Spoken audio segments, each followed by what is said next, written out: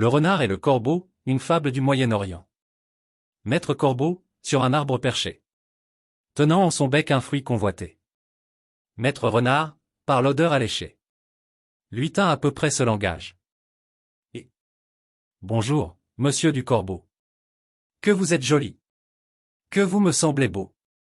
Sans mentir, si votre ramage se rapporte à votre plumage. Vous êtes le phénix des hôtes de ces bois. À ces mots le corbeau ne se sent pas de joie. Et pour montrer sa belle voix, il ouvre un large bec, laisse tomber sa proie. Le renard s'en saisit, et dit, mon bon monsieur, apprenez que tout flatteur vit aux dépens de celui qui l'écoute. Cette leçon vaut bien un fruit, sans doute.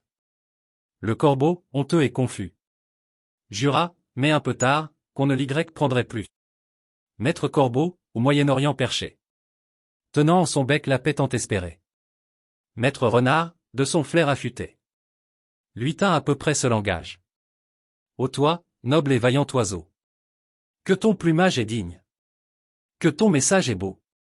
Sans mentir, si ta parole sage se conforme à ton visage, tu es l'augure de ces terres et de ces cieux. À ces mots, le corbeau, au noble vœu, voulut clamer sa paix, fit un vœu audacieux. Il ouvrit grand son cœur, laissa tomber sa chance.